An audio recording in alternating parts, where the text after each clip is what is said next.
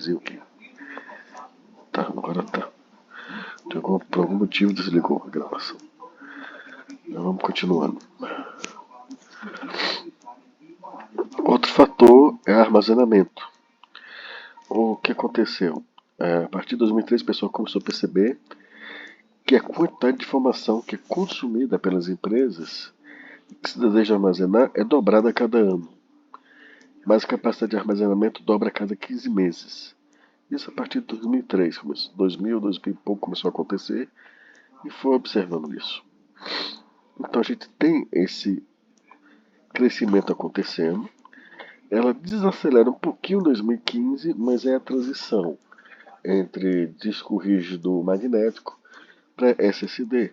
Mas se você for ver, a quantidade de armazenamento por dólar, em termos de gigabytes, tem aumentado estratosfericamente nos últimos anos. Há uma desacelerada por causa da mudança de tecnologia que está acontecendo, mas a gente está conseguindo, o mercado, a indústria conseguindo produzir discos rígidos capazes de aguentar a nossa necessidade ou necessidade das empresas por mais de guardar mais dados.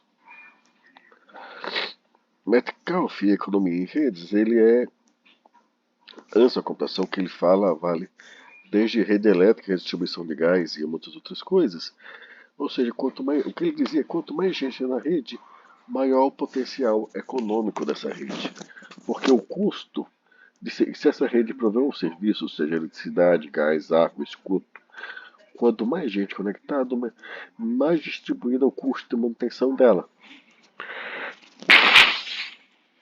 E isso ajuda bastante. Ao mesmo tempo, se for uma rede de comunicação ou de difusão de informações e propaganda, quanto mais gente conectada a ela,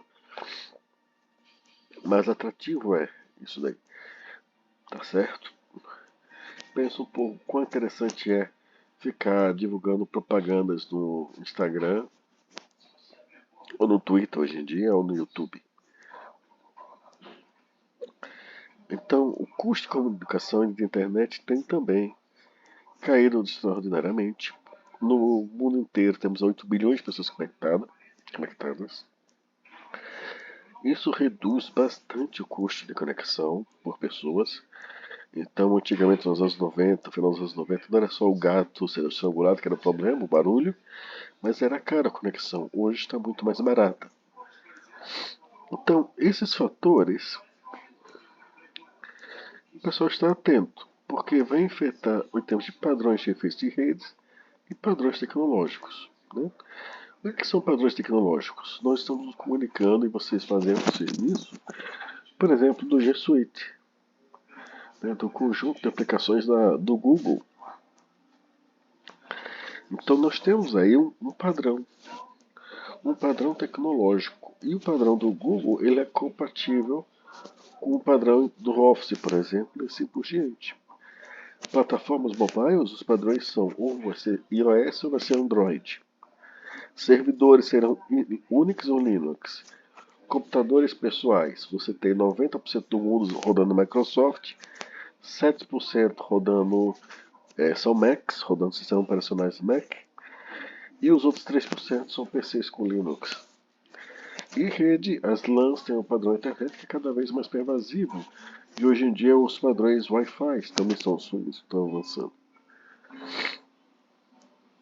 Então, do ponto de vista do empresário, você tem várias componentes de infraestruturas e vários ecossistemas. Se você for olhar, por exemplo, a internet, você tem para internet, o servidor HTTP, Apache. Aplicações, você vai fazer em .NET ou em Java.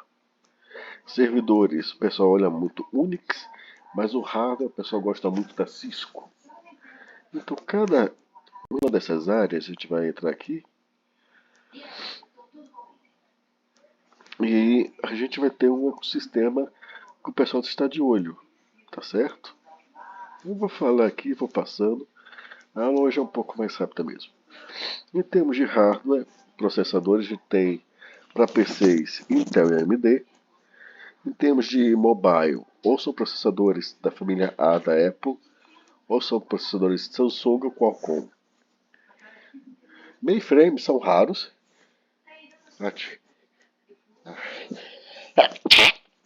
Mas a IBM ainda é que rica nisso. As outras empresas de mainframe saíram.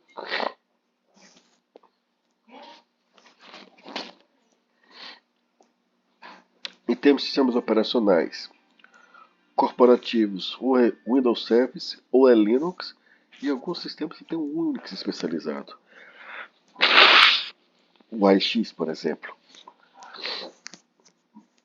Né? E o Linux, a tendência dos corporativos é não ser nem qualquer Linux. Não sei se a Red Hat acho que foi recentemente comprada pela Oracle. Ela soltava a versão de Linux especialmente reduzida. Não tinha o último navegador, não tinha a última aplicação, mas o número de bugs que ele tinha era muito mais reduzido que as outras distribuições, que era o Red Hat Enterprise Edition. Então as pessoas às vezes, por servidor, têm a preferência por esses sistemas. Pessoais, o Windows ainda é o dominante, o Chrome OS que o Google está conseguindo difundir, eu não sei a parcela do mercado dele, mas ele está entrando. E para mobile, vocês sabem, iOS e Android. Sistemas de informações gerenciais também tem as empresas que gerenciam softwares e nuvens para isso.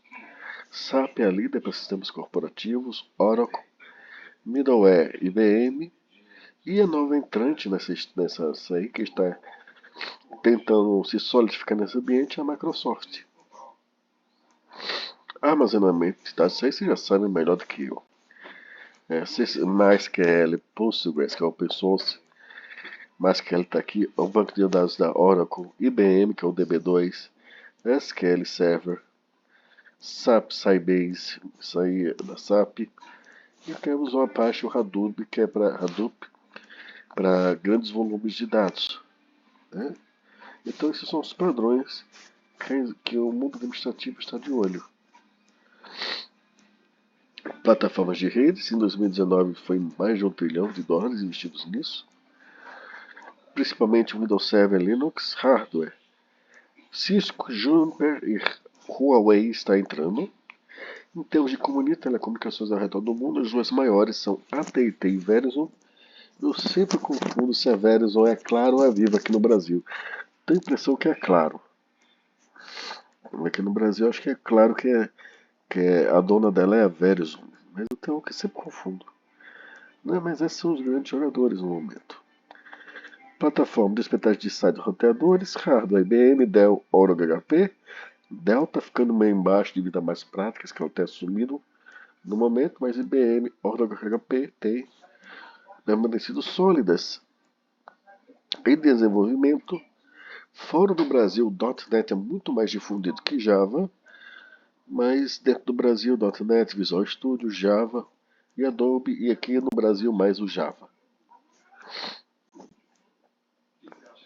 Consultoria, essas são as empresas. Infosys, HP, IBM Service, Wipro. O problema das consultorias de integração, opa, tem até um erro tipográfico aqui, serviço de integração, tem um P ali, são sistemas legados, ou seja, parte do sistema às vezes vem muito antigo. E como na American Airlines, eles fizeram um acordo com a IBM para a IBM fazer parte nuvem e dar o suporte na saída do legado para o software mais novo. Então não estou numa empresa que tem um know-how de se fazer isso. Tem que ter uma certa experiência. Tendências, vocês sabem que é a plataforma móvel. E-books, Kindle, tablet, smartphone. Kindle você tem agora o Kindle com a tela colorida para você que ele entrega não só livros, mas consumidores de mídia, seja rádio, Spotify ou então serviço de música da própria Amazon, seja os streamings, Netflix, Amazon Prime e os outros canais que eles assinam. E os tablets smartphones vocês usam, todos nós usamos o tempo todo. Então o que está surgindo no mercado é algo curioso chamado de consumização de TI e de Bioid, que é Bring Your Own Device. Eu vou falar primeiro do Bioid. Pense o seguinte, se vocês têm um smartphone e vão trabalhar para uma empresa, então vocês já podem usar o seu smartphone com aplicativos da empresa para fazer o serviço. E talvez se você estiver um tablet também, a empresa não dê preferência ao seu tablet para você usar o seu tablet ou o seu smartphone do que elas lhe darem um desktop ou um terminal para você. Qual é a vantagem disso? Bom, o pessoal percebeu que por perto de 1 hora por dia é o pessoal gerenciando o próprio hardware, seja porque, em média durante o ano é 1 hora por dia gasto nisso. Porque ou é software desatualizado, atualizando, ou é manutenção de hardware, a software atualizando é mais comum. Com o celular e a pessoa usando o próprio celular do empregado, o empregado a gente deixa para atualizar o software de madrugada e nós não nos incomodamos com isso. E não gasta a energia da empresa. Né? Então você economiza em média quase que 1 hora por dia do funcionário. Desvantagem. A princípio, se você usa só o celular, ou o smartphone, ou o tablet do funcionário, você tem nenhum controle sobre isso. Então você não tem controle sobre que aplicativo, se ele, ou como é que ele usa o celular fora do trabalho, ou até mesmo dentro. Que redes sociais, por aí vai, se ele pegou um vírus ou não. Então essa foi a primeira barreira disso daqui e ela foi superada. Por exemplo, a Brother, vocês conhecem ela de impressoras, ela em projetores, né? Ela decidiu adotar esse. Oi, voltou, Breno? A Brother ela decidiu adotar essa ideia de usar os smartphones e tablets dos funcionários, mas para isso precisa de segurança. Então eles contrataram a Mobile Iron, que oferece um serviço, instala o aplicativo no celular e durante o expediente a pessoa fica limitada no que ele pode usar. Então, se vai usar Instagram, tem que ser aquela conta específica do Instagram, aquela conta do trabalho, e não a conta pessoal. O WhatsApp é a mesma coisa. Então, ele consegue, durante o trabalho, para o mesmo aplicativo, separar o que é do trabalho e o que é do funcionário. Ao mesmo tempo, se o celular for roubado ou perdido, elas oferecem a opção de remotamente limpar os dados da empresa do celular. Tá certo? Então, foi uma solução interessante. Então, durante o expediente, a empresa está no controle. Ela acabou o expediente da pessoa, o chefe também não deve incomodá-lo.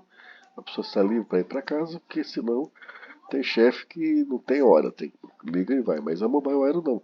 Acabou o expediente, acabou o serviço. Aí é liberado as contas pessoais e o serviço. Não que não sejam liberados, é que não, as contas pessoais durante o expediente são silenciadas, vamos dizer assim. Não incomodam tanto.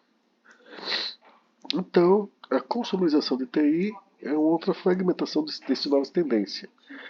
A BioID é uma tendência, você vê isso até em lanchonetes, pessoal. Os garçons agora às vezes anotam o pedido no tablet do celular, ou o restaurante compra o tablet celular para o funcionário, ou lá fora a pessoa com o tablet ou com o celular usa o próprio tablet ou o próprio celular para fazer as coisas, e aí ele perde menos tempo setando seu equipamento para trabalhar. Customização de TI, o que acontece? Tem tecnologias que eles não surgiram para empresas, ou não foram inicialmente orientadas para empresas. Se você pensar em Instagram, Twitter, que hoje é chamado de X, né? Dropbox ou G Suite, o Instagram e o Twitter são redes sociais. Eles não foram feitos para a empresa ficar divulgando, ter uma conta no Twitter e ser um grande divulgador de coisas. Mesma coisa no Instagram, mas elas são usadas hoje em dia para negócios. Seja para bom vivant de arte, divulgar trabalhos, para imobiliárias, ou para empresas manterem um bom relacionamento com o cliente. Dropbox era armazenamento extra para pessoas físicas, mas cada vez mais quem contrata esse serviço são empresas para guardar volumes de dados ainda maiores. E o G Suite também foi feito para pessoas físicas, mas hoje já tem soluções empresariais como que a gente está utilizando aqui. Tá bom, Cássio. Eu devo postar o vídeo de hoje para amanhã. Então, essas tecnologias ou aplicativos que nascem primeiro para pessoas físicas e depois a empresa cria começa a fazer parcerias ou começa a estimular a criação de contas empresariais, é chamado de consumização de TI, ou seja, a tecnologia é feita para o indivíduo, depois acaba sendo usado para a empresa. Algumas coisas que estão no horizonte do pessoal administrativo, por exemplo, a computação quântica. Né? A história do qubit permite processamentos maiores, capacidades muito maiores, mas esses processadores, esses sistemas são raros e caros. Nós temos Alphabet, IBM Cloud, Intel e NASA que oferecem esses serviços. Então tem poucas empresas, são caras, são para tarefas específicas, até o momento, né? Porque também a programação, fazer programas em computação quântica depende de muita álgebra linear, né? As coisas, embora o qubit tenha dois estados, calcula os dois ao mesmo tempo, o que você faz é organizar o ângulo de rotação dele para trazer mais informações. Visualização, perdão, virtualização. Está cada vez mais comum. Antigamente você tinha isso só em grandes empresas, hoje qualquer um tem, então hoje tem recursos computacionais que usados dependem da localização de sua máquina, da localização geográfica, armazenamento, processamento, etc. Como isso funciona? A maioria dos servidores, eles só ocupam um processador por uma carga muito pequena dele. Se vocês for olharem uma empresa de conjunto de escritórios, a maioria das aplicações são aplicações de escritórios. Elas não consomem, poucos departamentos estão ali massacrando dados, e mesmo que massacrar a análise de dados, análise de seja de mercados financeiros, dados climáticos, de clientes ou de pessoas, raramente é um processamento muito intenso de dados o tempo todo. Então você não tem os processadores tão ocupados.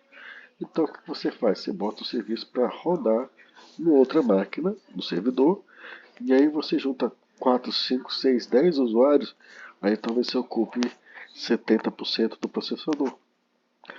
Então você tem isso hoje em dia. Você também tem aplicativos que a pessoa acessa do computador dele, mas em verdade não está lá, sai em outro canto. Armazenamento também. Armazenamento definido por software, ou seja, o armazenamento como o Google Drive, como o Dropbox, tem softwares que nos permitem usar eles como se fosse uma pasta normal dos nossos HD. O OneDrive tem isso também, embora outras companhias isso melhor. Eu já trabalho com unidades lojas, então o meu armazenamento hoje está no computador da pessoa. Então, no caso da American Airlines, eles resolveram essa parte de manutenção e rodar um software jogando para a IBM Cloud, e eles focam na estrutura TI deles, exclusivamente a manutenção do software em si, desenvolvimento e manutenção do Dynamic Rebook. Mas aí, o Dynamic Rebook, a base de dados, os dados estão sendo armazenados, estão do lado da IBM Cloud. Hoje em dia temos a computação das nuvens, que ainda mais nós não vemos muito mais coisas, né? Temos um pool de recursos de hardware e software, a gente paga pelo que usa. Então, on-demand service, a gente pode pedir tempo de servidor, armazenamento ao software, acesso à rede em qualquer lugar, deixa de ter acesso à internet, ter acesso à computação em nuvens, independente de local. A gente não sabe onde os dados estão, mas a gente atribui servidores, são atribuídos por demanda, então pode estar em outro canto. Vantagens: se a carga aumenta, novos servidores são levantados rapidamente, o aumento do recurso também e o decréscimo também, ou seja, a carga diminui, você libera. E então você fica com o uso de recursos em acordo com a demanda do usuário. Você paga, como todo serviço é emitido, você paga conforme você queira. Por exemplo, acho que há uma realidade que é mais próxima de vocês hoje em dia, é a realidade dos jogos online.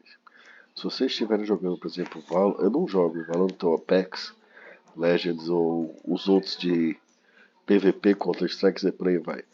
Mas eu sei que tem muita gente que joga. Nos horários de grande pico, eles já têm um contrato com a rede para O servidor, à medida que a demanda for enchendo o serviço, eles vão levantando novos servidores. E quando a demanda cai, eles reduzem a quantidade de servidores. E assim eles mantêm o custo de manter o sistema inteiro funcional baixo. Ele paga só exclusivamente por aquilo que usa. Qual é a desvantagem disso? Se por algum motivo seu sistema em nuvem cair, já aconteceu da Google cair, e já aconteceu da Amazon cair. E aí quando cai, cai tudo. Né? Fica fora esse tempo. Então, os tipos de serviço da nuvem são infraestrutura de serviço.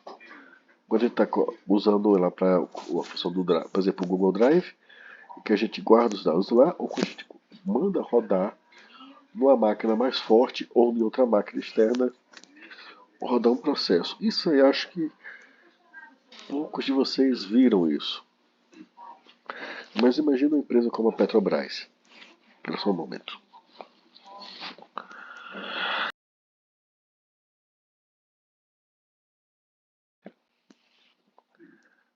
Uma empresa como a Petrobras, ela faz explotação de petróleo. Imagine para ela identificar qual é. Ela faz aquele sensoriamento remoto, ou seja, pequenas explosões abaixo, faz os furos e pequenas explosões abaixo da superfície, para, através do eco dessas explosões, identificar a forma do reservatório que está sob solo. Então eles precisam determinar ali quantos poços vão furar e aonde vão furar. Hoje em dia isso é feito ainda mais em águas profundas, o que é mais difícil ainda. E aí tem que determinar onde construir, onde colocar cada infraestrutura embaixo d'água. Isso é um baita programa de otimização combinado com inteligência artificial. Você tem tanto métodos exatos de análise de dados, como métodos de IA sendo utilizados aí para determinar a localização desse equipamento. E isso não é uma localização que vai rodar por uma hora, duas, não vai rodar às vezes por dia. Então elas podem alocar esse tempo de processamento para rodar esse serviço numa nuvem e depois trazer de volta. Talvez a Petrobras não queira fazer isso para não, sem querer vazar ou não correr risco de vazar dados do reservatório. Mas pense as outras empresas também. As empresas de carros precisam ver simulações do arrasto de vento do novo modelo, dos carros que eles estão lançando no mercado. Saber, antes de construir o primeiro protótipo do carro, já ter noção da sua eficiência de motor. Empresas de jogos precisam compilar os jogos, que são às vezes gigantescos, gigabytes enormes para compilar. E não necessariamente você vai querer ocupar o seu computador para fazer isso. Aí seu computador se deixa livre para outras atividades. Plataforma como serviço, software como serviço, perdoe, SaaS. Então a gente usa um software mais novo que a gente está usando agora. Eu usei o Google Slides para fazer esses slides. O G Suite é um exemplo mais claro disso. Ou seja, nós contratamos serviços de software na nuvem. Pode parecer curioso, mas existe um software chamado Simplex. Ele implementa um algoritmo chamado Simplex. E o Simplex é um software da iLog, que é uma subsidiária da IBM, e ele é extremamente utilizado em mercados financeiros, gestão de terremotos, crises, incêndios e tempestades, porque ele resolve problemas extremamente difíceis e os mais variados. Desde que você modele o problema na linguagem dele, ele consegue resolver ou encontrar soluções, configurações que melhor atendam os critérios que você colocou ali. Acontece que uma licença anual desse software é caríssima. Uma máquina, se você jurar que você não vai fazer isso só para estudar, por exemplo, não vai ganhar dinheiro com isso, não vai desenvolver produtos com isso, se você jurar espelho, e que é para educação, a IBM vai cobrar no mínimo 12 mil, 10, 12 mil dólares por uma licença. Então, esse software ou esse tipo de software, às vezes a empresa contrata porque ela vai usar ele mais esporadicamente, mas vai usar por um certo tempo. Então, podem contratar isso em vez de gastar em um ano US$ 10.000 para resolver um problema por ano, ou um pequeno conjunto de problemas por ano, gasta algumas centenas de dólares e tem os problemas salvos, resolvidos todo mês. Em plataforma como serviço, você tem, por exemplo, a Salesforce, que ela tem todo um conjunto de softwares para gerenciamento de empresas, recursos humanos, pagamento de impostos, taxas, etc. E você tem lá os softwares pré-prontos que vocês podem personalizar para suas necessidades, adequar ao cliente, e você pode usar ele para fazer um mashup. O que é um mashup? Você usa os componentes dele para fazer um app exclusivo para sua empresa. E aí você tem uma plataforma de desenvolvimento de software e testes orientados ao software para a sua empresa dentro da Salesforce. A Amazon é uma fornecedora de nuvens, ela fornece de IA, você já tem isso. A computação, rede, entrega de encomendas, armazenamento, os bancos de dados, implementação, gestão e aplicações. Por exemplo, tanto a Netflix como essa empresa, 99 Designs, eles usam a AWS para isso. A 99 Designs, os clientes dela postam a demanda por um design, seja de logomarca, seja de produto, e aí a 99 Design funciona como tipo com uma rede. Então quem está nessa rede são profissionais. E os profissionais, eles competem, eles veem as demandas dos clientes e eles competem para eles submetem as propostas de solução dos problemas dos clientes usando o 99 Design. Aí o cliente seleciona qual é o projeto vencedor, é tipo uma competição, e em cima do projeto vencedor eles definem o contrato. Diga, diga, Vitor.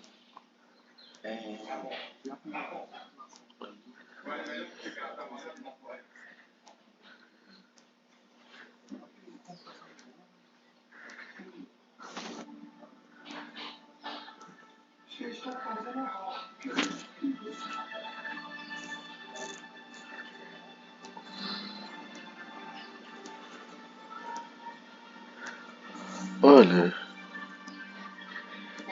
depende muito do. Bem na verdade, depende muito se o seu colega, se ele tem noção de onde está o servidor e quais são os recursos e qual máquina que ele está acessando, tá certo? Ou se é da empresa, que você pode ter nuvem da empresa, você pode ter nuvem desses serviços, Amazon, IBM e tudo mais. Então depende de como, se ele está logando por esse serviço via web, mas não sabe onde está a máquina, não sabe, ou é um conjunto de máquinas, ele não sabe em qual máquina exatamente ele está rodando, ou se é uma rede em que ele tem que, como era nos anos 90, no final dos anos 90 o que acontece? Eu ia logar para rodar um trabalho na universidade. Então eu tinha que logar na máquina gonzagão.dimap.ufrn.br. Aí de lá eu ia para minha máquina e de lá, então eu sabia exatamente o endereço, o nome da máquina que eu queria acessar, onde ela estava e como é que eu acessava, a minha conta. Isso é diferente de um sistema em nuvem, é que, por exemplo, eu logo no Google e eu não sei onde está essa máquina que eu estou acessando, mas estou usando o serviço diretamente. Então essa seria a diferença. Se eu sei exatamente em que máquina está e o software que está instalado nela, ou se estou entrando num serviço que está na internet e usando softwares que eu não sei nem em que máquinas estão. Essa seria a diferença. A nuvem, ela existe para fazer um papel similar ao que o sistema operacional faz. O sistema operacional nos esconde o hardware por baixo. A nuvem, ela tem que nos esconder todos os detalhes sórdidos de que máquina está conectado, que software está rodando aquele aplicativo e tudo isso. Então essa seria a diferença entre uma arquitetura em nuvens para uma arquitetura cliente-servidor. Tá certo? Consegui esclarecer, Vitor? Mas as nuvens, se uma empresa ela faz um sistema em que ela tem as máquinas e pelo sistema corporativo você loga nela, mas você não sabe que máquina está lhe fornecendo aquele software, aquele serviço, e ela esconde isso de você, você está numa nuvem também. Isso existe, tá certo? A Netflix ela começou em 2016 um projeto, até 2016 não, até 2020, começou em 2016 e até 2026 ela quer abandonar os data centers dela. Ela usa o hardware da AWS, da Amazon. Então o que a Netflix quer é ser dona do software e do conteúdo. Mas ela não quer ter os hardwares inteiros, até porque seria uma quantidade imensa, para gerenciar todos os clientes dela. Então esses são os serviços, né? Dropbox, nós usamos serviço. Também o armazenamento não é deles. Boa parte do armazenamento é da Amazon. Então eles reduzem com isso o custo de manutenção deles, de adquirir hardware, de mantê-lo. A desvantagem desse tipo de situação, se a AWS ficar fora do ar, todos os serviços também ficam. E às vezes você compromete uma parcela, mantém uma parcela enorme de serviços, né, dessa nuvem, com o software da nuvem específico, você tem dificuldade de migrar para outra nuvem que possa estar oferecendo preços mais acessíveis. Então a arquitetura que as empresas estão utilizando, mesmo startups podem fazer isso para não gastar muito, porque senão vocês têm que, se vocês criarem um novo serviço, o iFood bombou, por exemplo, durante a pandemia, mas possivelmente parte da carga deles tem que ser jogada na nuvem, porque senão eles não vão conseguir acompanhar a aquisição de hardware e manutenção de hardware para manter o nível de serviço deles. Então, às vezes, startups e novos negócios começam desse jeito, podem até começar com alguma coisa local, mas depois de um tempo eles migram para a nuvem ou já começam em nuvem para tentar reduzir esses custos. Aí as nuvens podem ser públicas, quando a gente está usando serviços terceiros, a gerência terceirizada, ou privada, ou híbrida. Na privada, a própria empresa ela é dona da infraestrutura da nuvem. Então, no departamento de TI que mantém aquilo dali, talvez tenha um custo terceirizado para um serviço ou outro, mas é basicamente aquele departamento de TI que é o responsável por manter o sistema funcionando. Não há tanta dependência dos servidores externos. E o híbrido, você tem um departamento de TI terceirizados, observa que você pode ter host terceirizado, mas o software, a gerência toda do TI. No híbrido não, você parte do TI, parte terceirizado. Quando é que se usa privado, quando é que se usa público? Privada, quando os dados que você tem que ter uma certa segurança de dados, uma privacidade, e a empresa tem que ser dona deles, é o caso, por exemplo, da Petrobras. A Petrobras não vai querer jamais vazar dados do poço de petróleo, então ela vai querer ter parte da infraestrutura dela que cuida disso privada. O que ela pode deixar pública é aquela parte, por exemplo, o G Suite fazer o Google Worksite e tudo mais, porque aí para fazer a maioria dos documentos não é necessário tanta privacidade. Então a Petrobras vai ser uma estratégia híbrida, sendo mais dominante o privado. Outras empresas, por exemplo Netflix, ela vai ter uma soberania interna no software e de conteúdos e manutenção dele, mas o software está sendo carregado e sendo utilizado em servidores da AWS. Avançando, a aula de hoje é curta. É tendência que o pessoal está vendo é de computing ou computação de borda. Então, nesse caso, você escolhe uma parte da rede que é próxima, mais próxima ao cliente, como sendo a parte onde vai processar os dados dele. Para que isso é utilizado? Quando os dados do cliente precisam ser processados rapidamente. Tá certo? Eu vou dar dois exemplos. Helpdesks. Se o seu serviço não é um serviço muito complicado, talvez você possa fazer um helpdesk todo baseado em IA, e que não precisa ficar no Brasil, fica na Índia, no qualquer lugar do mundo. Mas há outros serviços outras empresas cujo empreendimento vai querer, por exemplo, que o servidor seja mais próximo do cliente. O servidor de multimídia, você não vai querer um servidor, se o cliente está no Brasil, você não vai querer um servidor na Europa servindo aquele conteúdo. Então você transfere parte dos dados que é acessados mais localmente para uma fronteira mais próxima do cliente e assim tenta reduzir o lag da rede. Quem usa isso? Por exemplo, usinas de energia eólica. Todos aqueles ventiladores enormes de energia eólica, eles têm sensores Internet of Things. Todos os dados para saber quando precisa parar um deles para fazer manutenção, todo o status deles é monitorado. O status de petróleo, de postos de petróleo também são. Então não vale a pena você transferir esses dados para um computador longe deles para dar uma resposta e voltar para o usuário final que está monitorando aquela usina. Você precisa ter uma resposta em tempo real para aquelas demandas. Então, nesse sentido, você transfere isso para a borda. No Japão, ônibus e trens têm sensores, né, e em alguns outros lugares da Europa, em que eles sabem exatamente se o ônibus vai atrasar ou não. Esses dados são transmitidos.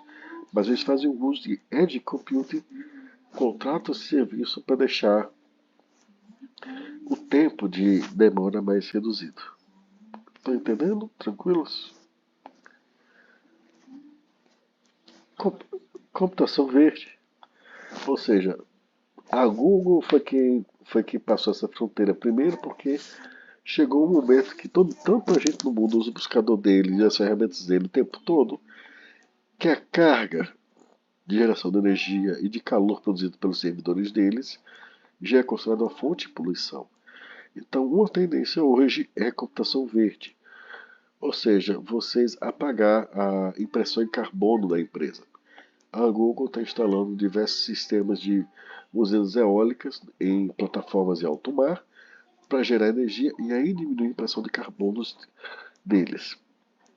Então eles usam isso principalmente para hidrelétrica e eólica. Os data centers, diferente antigamente, que você só tinha a questão de refrigeração, o sistema de incêndio, eletricidade, agora se quer uma eficiência energética desses data centers para reduzir sua impressão de carbono. Aquecimento global é uma preocupação, mas também é o custo da energia. Então fazer isso também reduz os custos da empresa. Open source, vocês já viram de código salteado, vocês sabem que a Apache é uma tendência, a Hadoop é uma tendência. A Mozilla, o que ela cria, também chama atenção. O OpenOffice é uma alternativa de graça para o Office, mas talvez a empresa prefira o G Suite ou Microsoft. Se for um pessoal mais de idade mais avançados, é difícil tirá-los da Microsoft, porque eles se acostumaram tanto com os produtos da Microsoft que eles não aceitam a migração. Android e iOS, especialmente o Android, é cada vez mais pervasivo, especialmente durante e depois da pandemia de 2020. Tínhamos a Red Hat Distro, que eu já falei, que era uma distribuição com menos bugs no kernel e nos softwares para aqueles corporativos, e aquele laboratório com aquele que estuda a partícula de Deus e outras partículas subatômicas, acho que é Ferbach, né, na França. Eles têm a própria versão deles do Red Hat, que é o CentOS. E é muito comum ser a versão de Linux usada em certas empresas. Tá certo? Software para web, Java disparado, né? Em termos de open source, né? Java. HTML, HTML5, especialmente HTML5, e especialmente que Python está entrando nisso daí também.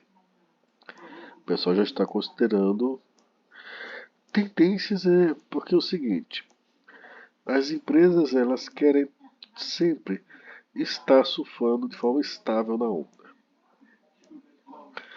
Então todas essas são tecnologias que vira e mexe, elas despontam ou abrem uma nova porta de vanguarda.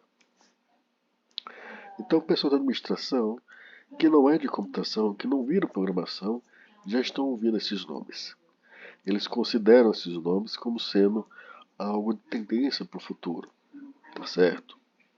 Então é tendência não só do ponto de vista que já é usado na computação, mas do ponto de vista das empresas que não são de computação começarem a entender o que é isso. Entendeu, Victor?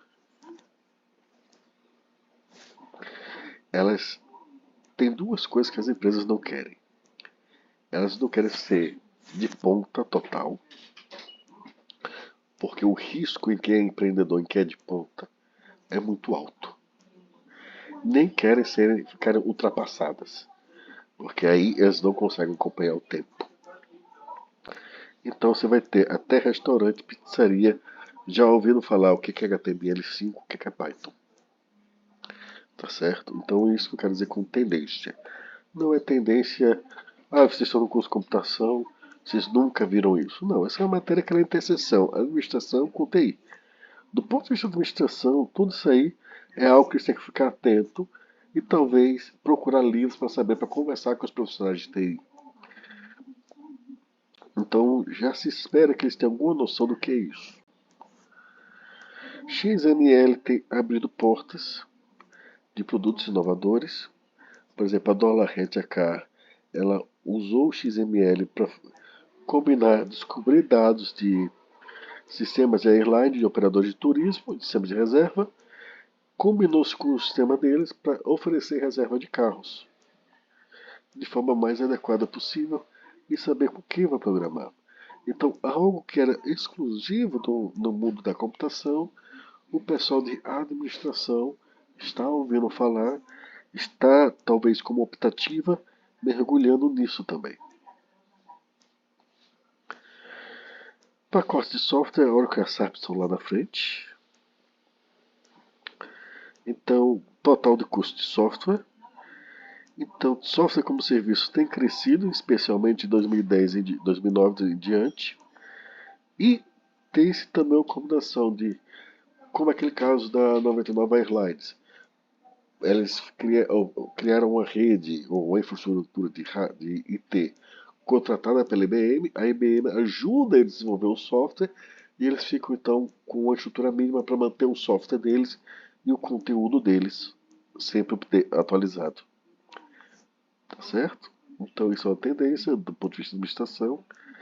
Como é mashup, é aquilo que eu falei. Por exemplo, vocês têm fazer um aplicativo, tem o Google Maps, você integra o Google Maps ao seu aplicativo para dar informação a mais.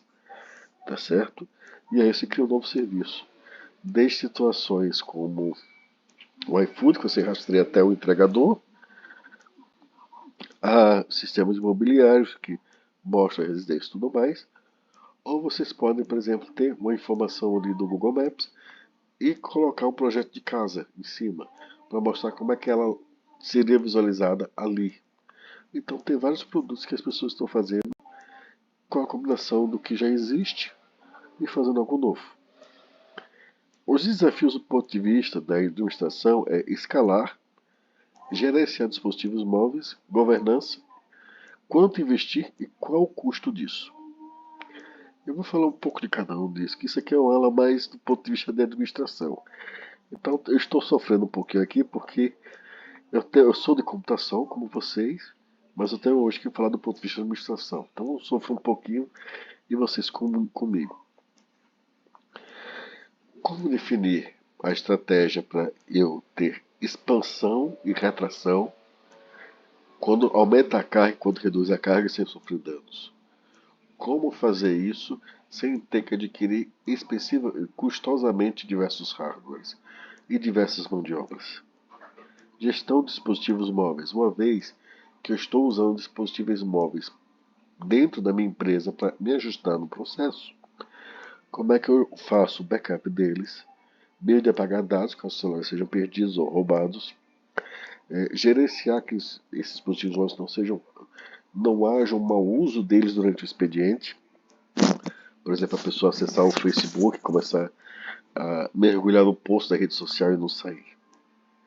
Então, essa gestão mobile device management é uma tendência, um desafio hoje em dia. Gerência e governança. Quem vai tomar as decisões de TI? Vai ser um comando centralizado da corporação? Vai ser distribuído? Quantas pessoas são necessárias? investimento inteligente, rent versus buying, ou seja, alugar versus comprar. Quando eu alugo, eu tenho essa carga elástica muito claramente, mas eu perco a noção de privacidade e de controle. A gente nunca sabe onde será o próximo lançamento de hacker. Grandes gigantes já foram afetados por isso. E custo total tecnologia. A gente pensa no custo de hardware e custo de software, mas tem vários outros custos. As licenças, as assinaturas, suporte técnico para empresas, luz, água, refrigeração, etc. Então, mensurar esses custos não é trivial. E você pensa, a pessoa da administração sabe fazer isso. Leve engano. Assim como eu falei que tem essas tendências que o pessoal da administração e de gestão estão vendo, e eles às vezes não têm noção de quanto investir ou de onde ter cuidado. Surgiu um alerta durante a semana passada que a maioria das empresas de. A gente viu no início do ano a Americanas quebrar. Só que surgiu um outro alerta em cima da Magalu e ela não é a única sob alerta. O que aconteceu no Brasil? As empresas durante a pandemia disseram investir em TI é essencial, já que tudo agora é online. Só que eles não conseguiram medir o custo dessa tecnologia. Mesmo que você alugue para a Amazon, mesmo que você faça isso, você tem que decidir que parte fica dentro da sua empresa e que parte fica fora. E até quanto você consegue escalar. Se você contratar em demasia ou comprar em demasia, você gera custos inadequados. Então, no Brasil hoje, o setor de varejo online, você tem a Livre Cultura, já falei, a Americanas faliu, a Magalu tem maus lençóis, a Submarino também. Querem falar alguma coisa? Não. Tranquilo. Então, tudo isso é algo que, do ponto de vista de administração, o pessoal vê essas tendências e se empolgam, mas no que eles se empolgam com essas tendências, precisa de alguém botar um terra neles. Olha, não é assim que funciona. Isso demora mais tempo. Fazer algo online bem feito demora. Outra opção de software é difícil de ser medido. Então eles ainda não têm essa noção. Tá certo? Vamos lembrar que do ponto de vista administrativo, software é uma dor de cabeça imensa. Diferente de uma casa ou de um carro em que você vê as peças, os blocos básicos e as etapas de construção, no software tudo isso é muito abstraído. Então eles não conseguem acompanhar quão fácil e quão difícil é isso. Tá certo? Opa, eu abri aqui o Discord por um momento, acho que ele tá fazendo barulhinho para mim. Então aqui está, por exemplo, um exemplo. Um custo que é amplamente subestimado por dois é o custo de treinamento. Como é que a pessoa que vai usar o sistema realmente vai ver? E o custo de suporte, né? Helpdesk e assim por diante. De quanto tempo você precisa de um upgrade de hardware? Downtime, qual o custo do downtime? A infraestrutura local do seu software, onde ele vai, do seu data center, onde ele vai estar instalado. Tudo isso são custos que são, às vezes, muito complicados de ser medidos ou que oscilam muito ao sabor do vento. Por exemplo, a gente teve uma confusão no começo do ano da Shopee, vocês lembram disso? Quem vai ser taxado vai ser a empresa, não vai ser o consumidor? Alguém falou essa pérola das trevas aí, essa besteira? Aí alguém falou assim, olha, o custo não vai ser só imposto. É importação e o custo transferido para a pessoa não vai ser só o da importação. Quando uma empresa de fora, como a Shopee, ela recebe uma taxação a mais e a legislação brasileira ela é muito diferente do resto do mundo. O resto do mundo usa 90% do mundo, 90 e poucos por cento do mundo usa um tipo de legislação de imposto chamado IVA, que é particularmente simples de calcular. No Brasil você tem diversos problemas de cálculo de imposto. Então, o custo para a Shopee não seria apenas aquele imposto. Seria aquele imposto, mas contratar do serviço de nuvem de gerenciamento de empresas dela, principalmente a Salesforce, não tenho certeza, um módulo de pagar imposto do Brasil para aquela modalidade de impostos. E aquilo dali no Brasil é uma confusão miserável para pagar imposto. Então esse custo também é repassado para o cliente. Então fazer isso, essa é a parte onde as pessoas erram a mão. Saber o que é interessante mudar fora é muito legal. Saber estimar o custo disso, saber onde você precisa entrar, essa é a parte mais difícil. Em termos de força de mercados, você precisa entender que a empresa tem que se mover, mas ela não tem que se mover para a ponta de tudo, ser a ponta da lança. Ela tem que nem ficar atrasada, tem que ficar muito à frente. E esse diagrama tem as forças do mercado. Então, ele tenta definir o que se deve levar em conta ao investir. Demanda do mercado pelo serviço oferecido pelas firmas. Serviços, suprimentos, empregados. Como serão atendidos pelo serviço que estão sendo atendidos? Levante isso, tá certo? Os suprimentos vocês estão gerenciando, a empresa está gerenciando bem, o software de exercício está ótimo, o serviço também, os empregados também estão bem treinados, bem funcionando, atuando bem, sem sobrecargas. A estratégia de negócio da empresa. Toda empresa tem que ter um plano de 5 anos à frente. Avalie a necessidade desse plano para atingir os propósitos da empresa, as metas dela. Quais novos serviços elas devem oferecer? Novos recursos. Nós estamos vivendo, por exemplo, a transição de alguns serviços simples. Desde o pessoal que do Helpdesk, que agora é cada vez mais um IA, que está atuando em cima disso, até o pessoal que liga querendo oferecer produtos, que também quer fazer a ligação primeiro IA. Isso reduz muito, por exemplo, a quantidade de pessoas que tem que estar na central atendendo ou ligando para essas novas pessoas. Então, as coisas mudam ao longo de 5 anos com o que está surgindo agora. Estratégia, estrutura e custo de TI. O plano quinquenal da parte de TI está alinhado com a empresa? Pode parecer besteira, mas às vezes a parte de TI tem assim, olha, esse período é manutenção porque mudou a lei agora de proteção de dados de pessoas, aí vão ter que instalar um novo software.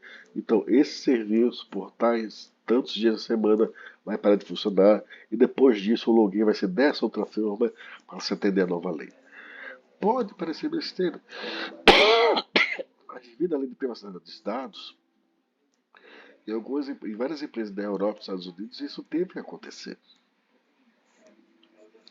Saber com clareza os custos de infraestruturas, tá certo? E isso às vezes, olha, você não faz ideia de quão difícil isso é, porque às vezes tem um power play. Alguém da empresa quer mais gente desenvolvendo o software, porque o software acaba mais rápido. Você tem que manter gente suficiente para de infraestrutura para manter tudo operando. Os serviços que estão agora operando e funcionando. Então, às vezes, você tem uma briga de egos e de poder dentro da empresa em cima disso. Então, tem que se ver bem esses custos e os benefícios, seja para alugar ou seja para comprar, e se está alinhado com a meta da empresa. Está atrás do tempo ou na vanguarda, já disse, evitamos.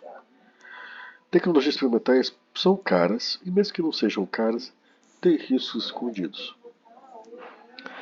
Não adie investimentos, tá certo? Também não adianta atrasar muito.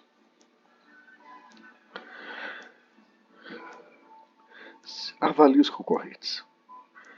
Como os concorrentes estão tratando os fornecedores, os funcionários, tem um fator de destaque. Por exemplo, aqui no Rio Grande do Norte tem uma empresa de mercados em que ela procura granjeiros ou fabricantes de produtos, comida ou produtos de limpeza e assim por diante, e ela tenta lançar esses produtos com uma marca dela. A um preço mais baixo, porque está pegando local, eles oferecem a infraestrutura de transporte, estão pegando grande quantidade daquela fábrica ou daquele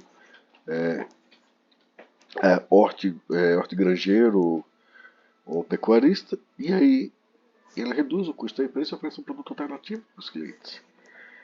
Então, um supermercado que vai entrar aqui no Rio Grande do Norte tem que levar esse concorrente e essa estratégia em, é, em consideração para ver que estratégia ele vai assumir. Do ponto de vista de TI, o que é que as empresas estão oferecendo para isso? Tá certo? As empresas, vocês costumam, tem de ser transparente, não quer um documento na web explicando. Mas se você for na empresa, você vê o que ela inovou em TI. Você sente esse fruto. Seja em manter os estoques, controlar o prazo de validade dos produtos, seja dos empregados, horas de trabalho, troca de turnos e assim por diante. Ou seja, há várias pistas na forma que a empresa se apresenta, indicando o investimento em TI dela. Perguntas, dúvidas? Não, se não, eu vou parar por aqui que eu também tô no meu limite essa semana, eu tô meio ruim hoje. Mas a gente continua semana que vem. E aí eu vou soltar mais uma atividade para vocês essa semana. Vai ter 2 semanas para fazer. É outro filme para ver. Só um cuidado. Antes de vocês verem o filme, leiam as perguntas. Porque as perguntas têm. As respostas não estão em um único canto no filme. E aí talvez vocês tenham que. Se vocês forem ler a pergunta depois que virem o filme, talvez vocês não achem onde que são as respostas. Tá certo? Tranquilo, gente. Eu só vou precisando ir a nocaute daqui a pouquinho. Tá bom? Então, uma boa semana, gente. Valeu. Até mais.